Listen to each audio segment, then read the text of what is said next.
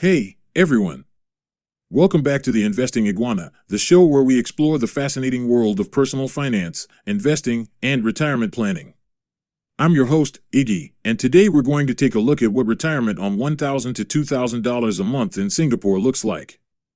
Singapore is a small but prosperous city-state in Southeast Asia, known for its high standard of living, multicultural society, and vibrant economy. But what does it mean to retire in Singapore? How do people manage their budget, activities, and lifestyle in retirement? And what can we learn from their experiences? In this video, we're going to hear from some real-life retirees who share their stories of living on a modest monthly income in Singapore based on a documentary by Channel News Asia. We'll find out how they spend their money, what they do for fun, and what challenges they face in retirement. We'll also get some tips and insights on how to plan for retirement, save for the future, and enjoy life after work. So buckle up, because this is going to be an exciting and eye-opening journey into the world of retirement in Singapore. And if you're new here, don't forget to hit that subscribe button and the bell icon so you don't miss any of our future videos. Let's get started. The first retiree we're going to meet is Mr. Tan, a 65-year-old former engineer who retired at 60 to spend more time with his mother. He lives with his wife in a 3-room flat in the eastern part of Singapore. He budgeted around $2,000 a month for himself and his wife, which covers their basic expenses like food, utilities, transport, and medical bills. Mr. Tan says that living on a reduced income takes careful planning and discipline. He tracks his spending using an app on his phone and tries to avoid unnecessary purchases. He also saves money by cooking at home most of the time and using public transport instead of driving. But that doesn't mean he doesn't enjoy life. In fact, one of his passions is traveling with his wife to different destinations around the world. He says he has visited places like Siberia, Mongolia, Nepal, and Vietnam since he retired. He spends less by not hiring a tour guide and doing his own research online. He also books his flights and accommodation early to get the best deals. Mr. Tan says that traveling is not only fun but also educational. He learns about different cultures, histories, and cuisines along the way. He also meets new people and makes new friends. He says that traveling keeps him young and curious. Another thing that keeps him young is staying active. Mr. Tan exercises regularly by jogging, swimming, and playing badminton with his friends. He says that keeping fit helps him maintain his health and prevent chronic diseases like diabetes and high blood pressure. He also enjoys reading books, watching movies, and playing games on his tablet. He says that these activities keep his mind sharp and entertained. Mr. Tan says that he is happy with his retirement life because he has more time to do what he loves and spend time with his loved ones. He says that he worked hard for many years to save enough for retirement and now he can reap the rewards. He advises anyone who wants to retire early or on a low budget to start saving and planning as soon as possible.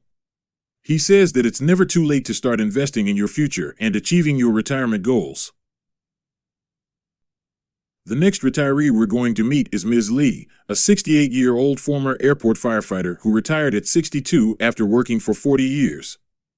She lives alone in a 2-room flat in the western part of Singapore. She receives a monthly pension of about $1,500 from her former employer, which covers most of her expenses. Ms. Lee says that she loves her retirement life because she has more freedom and flexibility to do what she wants. She says that she has always been an active person who enjoys physical activities like hiking, cycling, and kayaking. She joins various groups and clubs that organize outdoor events and trips for seniors. She says that she has made many friends through these activities and enjoys the camaraderie and support they provide. She also likes to volunteer at various organizations that help the elderly, the disabled, or the underprivileged. She says that she feels good about giving back to society and making a difference in someone's life. Ms. Lee says that she also likes to indulge herself once in a while by dining out at nice restaurants or going for spa treatments. She says that she works hard for her money and deserves to treat herself sometimes. She says that she doesn't spend much on clothes or accessories because she prefers quality over quantity. She also doesn't buy things that she doesn't need or use. Ms. Lee says that she is content with her retirement life because she has a balance between work and play. She says that she still works part-time as a trainer at the airport, teaching new recruits the basics of firefighting. She says that she enjoys sharing her knowledge and experience with the younger generation and keeping herself updated on the latest developments in her field. She advises anyone who wants to retire well to stay active and healthy, both physically and mentally. She says that retirement is not the end of life, but the beginning of a new chapter. She says that retirement is what you make of it, and you can make it as fun and fulfilling as you want. The last retiree we're going to meet is Mr. Lim, a 70-year-old former taxi driver who retired at 65 after driving for 30 years.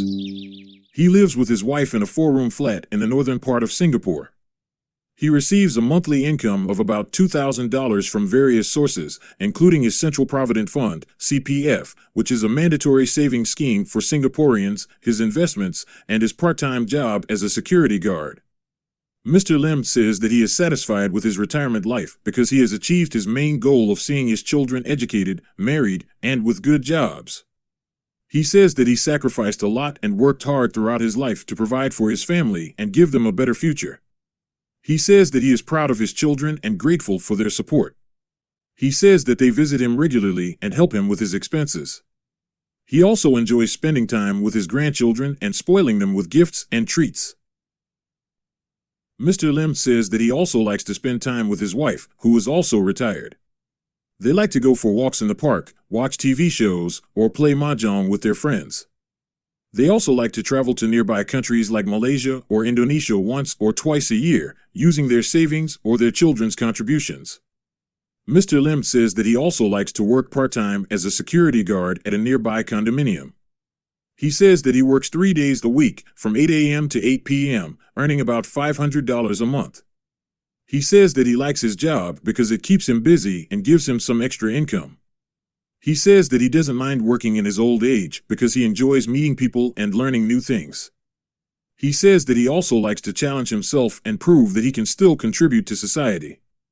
He advises anyone who wants to retire comfortably to start saving and investing early, diversify their income sources, and live within their means. He says that retirement is not about how much money you have, but how well you manage it. So there you have it, folks. 3 different stories of retirement on $1,000 to $2,000 a month in Singapore. As you can see, retirement is not a one-size-fits-all concept. It depends on your personal goals, preferences, and circumstances. But what these stories have in common is that they show us that retirement is possible even on a low budget, as long as you plan ahead, save wisely, and live prudently. They also show us that retirement is not about sitting around and doing nothing, but about pursuing your passions, staying active, and enjoying life.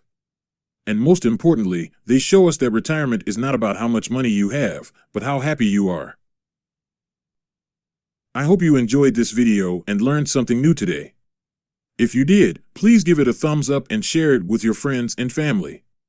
And if you have any questions or comments, please leave them below. I'd love to hear from you. And if you want more videos like this, don't forget to subscribe to the Investing Iguana and hit the bell icon so you don't miss any of our future videos. Thank you so much for watching, and I'll see you next time on the Investing Iguana.